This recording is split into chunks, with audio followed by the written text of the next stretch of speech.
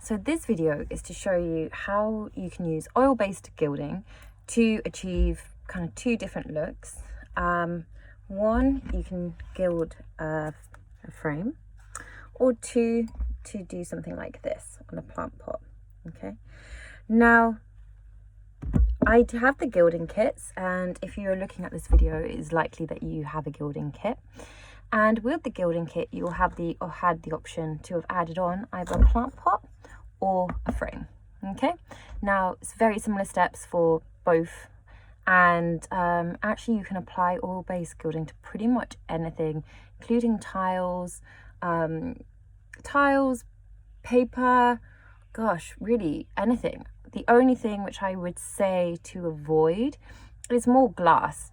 When I do the gilding onto the glass, I use a technique called glass gilding, and that's how you get a more mirrored effect. If you were to put oil-based gilding onto glass, it would look more matte. Okay, now in the gilding kit you will have a few different things. Okay, so you will have a mop brush. Now the mop brush is the brush that you really want to take really good care of. A mop brush, you want to keep it dry and you want to keep it away from everything else. You don't want it to get sticky. If you get glue on it, you're going to start to pick up your bits of gold, and I'll explain this a bit later. You'll also just have another brush, a little brush. This will be to apply your gilding size. Gilding size is essentially like your glue, and you don't really want to spend huge amounts of money on these brushes. I find they tend to get ruined after a while, and so you kind of want to get something which you can also just dispose of after you've used it a few times. You will get a little pot of gilding varnish. You will get the pot of gilding size, and you will also get a pocket of gold leaf. Okay, now I'm going to dive straight in, and I'll talk a little bit more about the different steps as we get to them. This will generally take a little bit of time. Okay, so I tend to do the frames or the pots either over a day or over 2 days, allowing for drying time. Okay, so let's get started. I'm going to show you with the pot, and you do exactly the same thing on the frame. Okay, so the first step is to apply your gilding size. Actually, the first step is to prepare your surface. Now, if you're doing a plant pot, you can just take like a terracotta plant pot, apply a couple of coats of paint. This is like the sample paints. You can choose any color that you want. For something wood, like a frame, what I would do, especially if you're getting one which is like secondhand, or you're getting one which has like a little bit of a sheen to it, is sand it down first of all, then apply your paint to it. Okay, you can also just do this directly onto wood if that's what you want to do as well. It depends on what kind of look you want to do. Okay, so when it comes to the gilding size, as I said, the gilding size is essentially like the glue. Now, gilding size has different drying times. You can get some which is 1 to 2 hours, like I have here, or I have some, for example, which is a 3-hour drying time. It can go into a 24-hour drying time. Now that depends on how big your project is. Let's say I was doing a sign, okay, and I was adding gold leaf to the sign, and it's quite a complicated piece of work. Then I don't want to be applying my gilding size, and then by the time I get to the end of it, I find that the gilding size at the beginning has already dried. That'd be really frustrating. So that's when you would use something for a long, with a long drying time. For something like this, 1 to 2 hours is totally fine. And the key thing is really you do not need much at all. So in this pot, it may look small, but actually this pot should last you quite a few projects. You really don't need a lot. And you want to apply quite a thin coat. If it's gloopy, you'll find that your gold leaf will not stick that well to it. Okay. Now again, like with glue, wherever you place this, your gold leaf is going to stick onto. Now, if you're happy to be quite freestyle, quite rustic, just go for it. If you have something which is more of a particular design, you can always just draw that onto it, or you can use like graphite paper or chalk, for example, and then you have a guide. Okay, so for something like the plant pot, I'm just going to do something really simple, and I'm just going to go along the bottom, and I'm going to keep it nice and smooth. Okay, and I will finish this, and then I'm going to do the same to my frame. Now for my frame, I want to have more of a rustic approach, look like on something like this. So for that, I'm literally just going to be pretty relaxed with where I apply my gilding size. Now once you've finished applying this, you're going to leave it, okay? You're going to go have a cup of tea. You basically want it to get tacky. You don't want it to be wet. You want it to be tacky. If it's wet, the gold leaf will basically slide off it. If it's tacky, it will stick, okay? So do this layer, then have a little bit of a break. You can always come back and check on it, okay?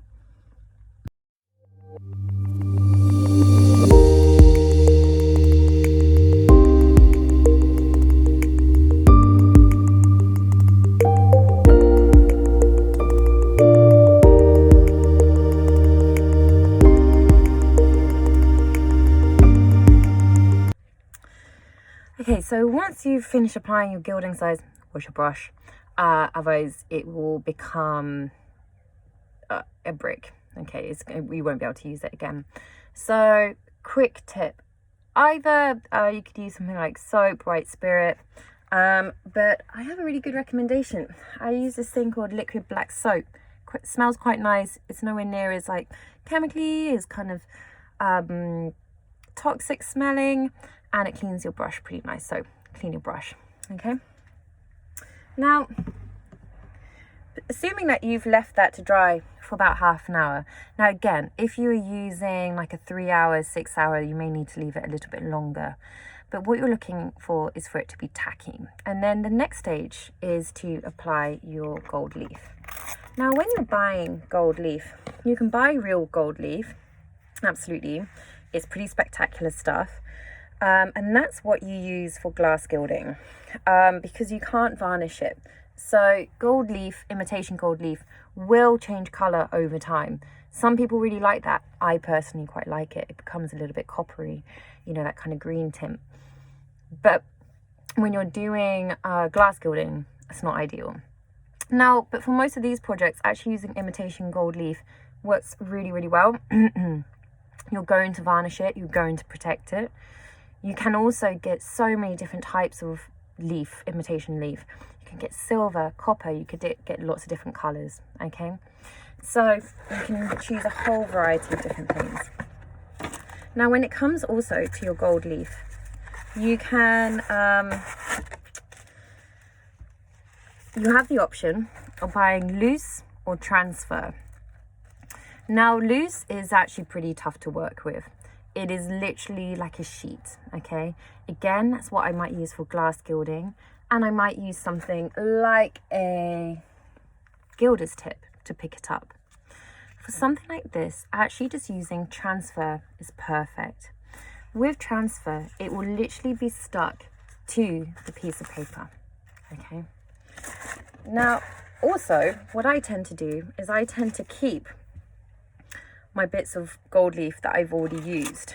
So I might have sheets which have lots of little bits and bobs on it, and that's because you will have cracks on this. You will have, it may not be perfect on your first application, and if you want to fill a gap, you want to fill a crack, you can use those little bits rather than going into a new sheet, okay? Now, the other thing that you can do is you can also, oh, it makes a nice reflection. The other thing that you can do, should I keep doing this? It's quite fun, is cut it into strips. Again, just you will then get the maximum use out of one sheet of gold leaf. So actually one pocket of gold leaf, which is 25 sheets, tends to last you again for quite a few different projects, okay? So when I apply this, I literally will place it on, I give it a little rub, and then I will pull it away. Okay, I'm going to show you how I do that. Okay, so as I said before, this is an example of a sheet that I have kept, because you know what, there's still quite a lot of gold leaf on that, and that might come in really, really handy. Okay, this is what loose looks like. Okay, you need a really controlled environment for that, and we are using transfer. Okay, so as I said, I want my gilding size to be tacky, so tacky to touch, so nice and sticky to touch. Okay, you can give it a feel, go for it, you know, wash your hands after, or not if you want to have gold fingers. Okay, so I'm going to cut mine into strips.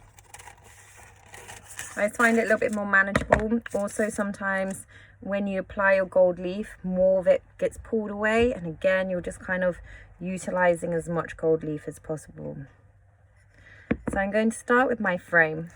Okay, now as you can see here, maybe you can't see it, so I'm going to place a strip onto my frame, and I'm going to give it a bit of a rub.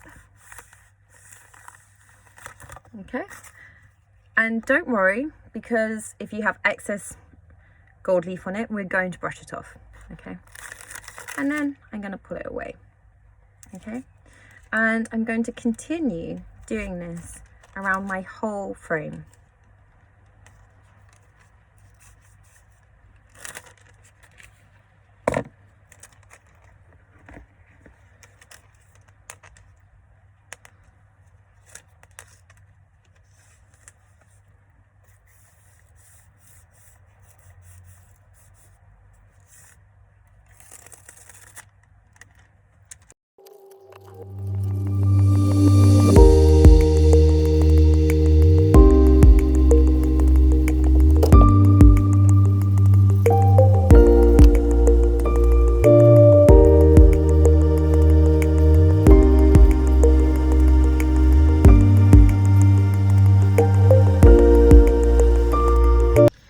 Okay, so once you've applied your gild leaf to your frame or to your plant pot, the next stage is you're going to brush away the excess gold. So do not worry if your pattern or your design isn't very clear. You're going to brush away where the excess gold leaf is, and then that will reveal your design. It's quite exciting. Now, the important thing is this is the piece of equipment that you want to take really good care of. You do not want to get it gluey. If it gets glue on it, it's going to pick up your gold, it's going to look scratchy, it's going to look messy. What I recommend, sorry, I've got an edge.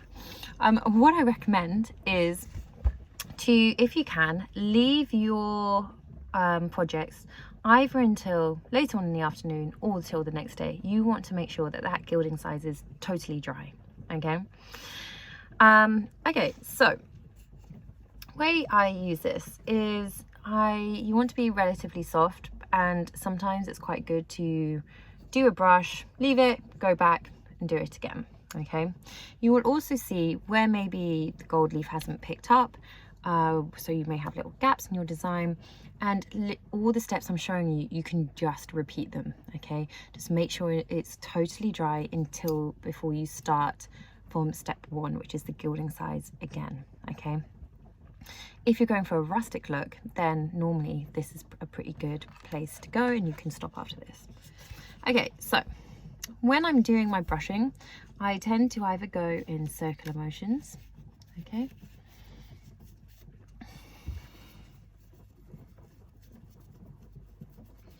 or you can also go a little bit against the gold leaf, and that will help to pick up big bits of the excess gold.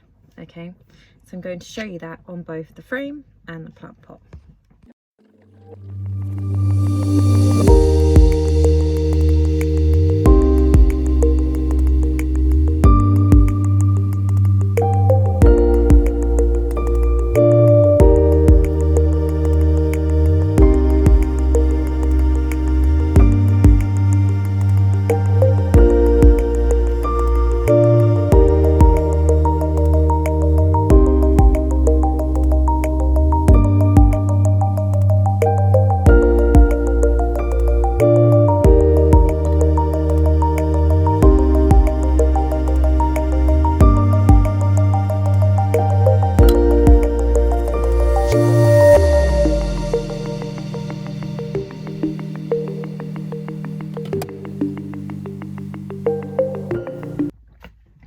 Okay, so once you've brushed your frame and your plant pot, you can also use a duster. Now this, again, you can just run this over the surface and it kind of polishes up your gold, okay, and it takes away, makes it really nice and shiny, and again it just takes away any of the final excess little bits of gold that you might have going on.